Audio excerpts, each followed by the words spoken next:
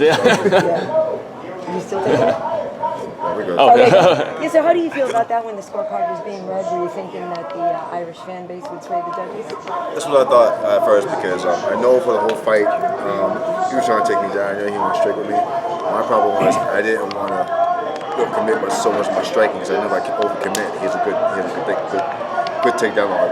So my whole job was to stop that takedown, and I think I did. And I'm the one who got the takedown, so I understand the decision, but I got the victory. I'm happy about it. Yeah, it's all the excitement and everything, so I got the hiccup. So sorry guys, don't need to give me hiccuping, so you can make jokes and everything, make me feel better. It seemed like a kind of a frustrating fight at times. Is he a frustrating guy to fight? He is. It's not. He's not really. He's not bad in anything. He's good at everywhere. But the thing is, he's persistent and he keeps going and grinds you. If you overcommit to something, he will take you down. And he's waiting for you. He's waiting for you to overcommit somebody. He'll do a high jab, or a hard overhand to make me commit to something. And I was like, I knew better from my experience. I knew if I commit to anything, he's gonna take me down. So I just wanted to stop the takedown and make my punches. And I think I did that.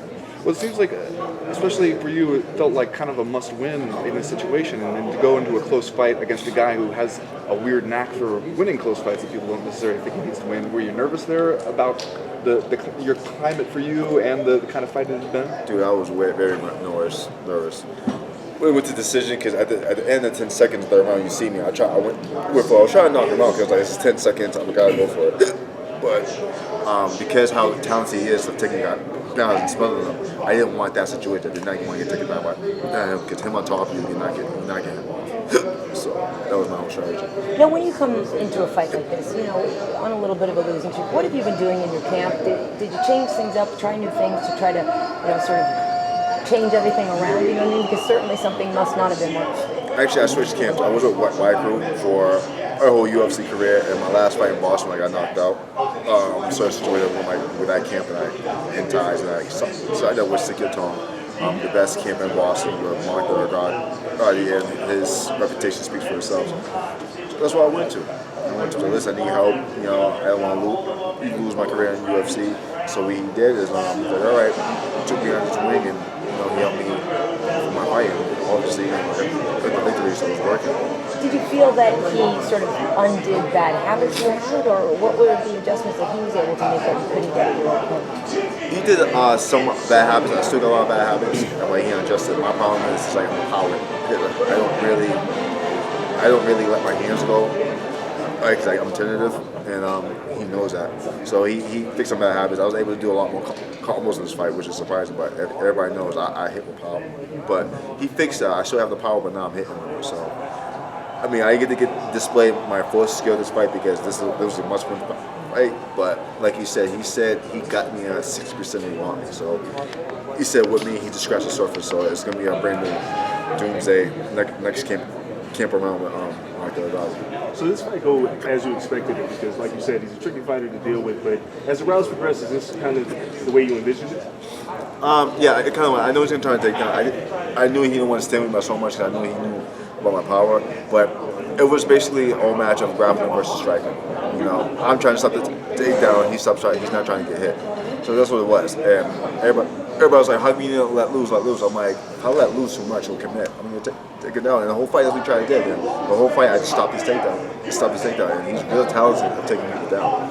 Was there a time that you wanted to let loose, though, that you thought about? It was a few times, bro. It was a few times I wanted to let loose. When I caught him, I still wanted to let loose, but I know when you stubble him and he's loose and you go real hard, that's when he takes you down. When you think he wobbly, then he takes you down. So I had to be really smart. I can use my experience and not be over emotional. There's a few times I want to land and you see us combos going in. I'm like, oh no, let me be smart. Look at the takedowns right there. And the whole time I was just waiting for it.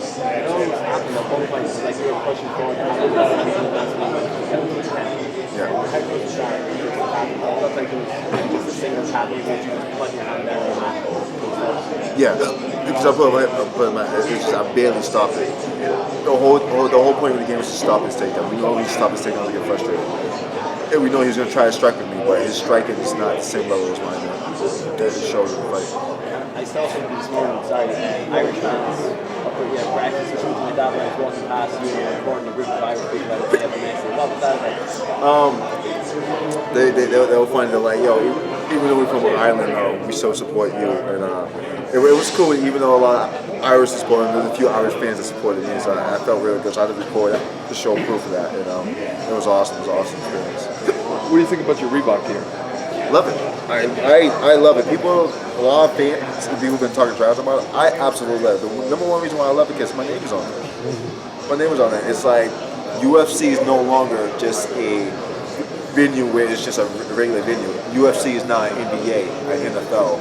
I mean baseball. It's we are that now. We're just not some venue with just fighters. We are professional athletes like them. And then with a gear like this, with our own name on it, we can start selling them, on jerseys. That's awesome. So it's an honor to be recognized like that. How does the money compare to what you were making on sponsors before? For me, because I'm not a mid-tier fighter, it's the same. It's not. I don't necessarily lose money or make money. It's exactly in the middle. So it's just like a few grand difference for me. But because I'm a mid-tier fighter, it's the same. I didn't suffer from any money loss. What's it like for you to change gyms? Because if any of us go from gym A to gym B, we're just regular people.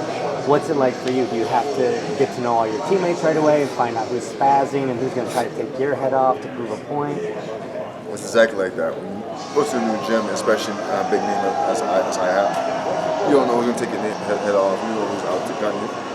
But Sigaton, they opened me with open arms like a family, like a new brother to the gym, and they were real nice to me. A lot of respect to my Delgado. I mean, he did a lot for me. He opened me with open arms, and he took me through the ropes, and he treated me like one of his own. So I'm really proud to represent that gym. It's an honor. It's a real honor for me to represent this gym. When he came forward, basically trying to dogfight, you were getting in short punches. Were you surprised he continued? Like he'd just hold one arm and you kept trying to land. Yeah. Were you surprised he kept trying and didn't just back away? I was surprised. He actually has a pretty good chin. I caught him with a few clean, solid punches and he was still up, so I was really shocked. But what I'm really shocked is his clinch. He's really strongly clinched. He was able to push me against the cage. I mean, I was able to turn him off a few times. It was really, really strong, and that's why I couldn't open up so much, because I don't want to open up. And if it actually build my arm, I don't have the strength to push him off me. But he's real strong. I honestly think he's going to go far. He has a lot to learn because he's still new with the game. But my honest opinion is he's going to be one of those names that you hear what the divisions are. Probably one day he'd be like a title contender. We're probably going to fight each other again. The crazy show we are. But by then, he's harder. But actually, let me take that back. Actually, because we just talk and we're probably going to train together. That's how good he is. I'm trying to make him my training partner. So that speaks for itself. We talked, he might start training 6 guitar. So if I could get that, it'd be a blessing to me. And you're fighting in Boston. Was it different because you're fighting in your hometown? Because you have a little bit of, people I grew up with are watching this fight. Is it more relaxed here than it was fighting there? It's a lot more relaxed fighting in Vegas because in Boston, Boston is a small city. And everybody knows everybody. Literally, everybody knows everybody. And everybody was there for me. And when I fought in Boston, I had all that pressure on me. I mean, Boston Herald, from cover. And there was so much pressure, and to lose like that now was like the most heartbreaking thing. But coming to Vegas, I'm still pretty popular, but it's not the same pressure.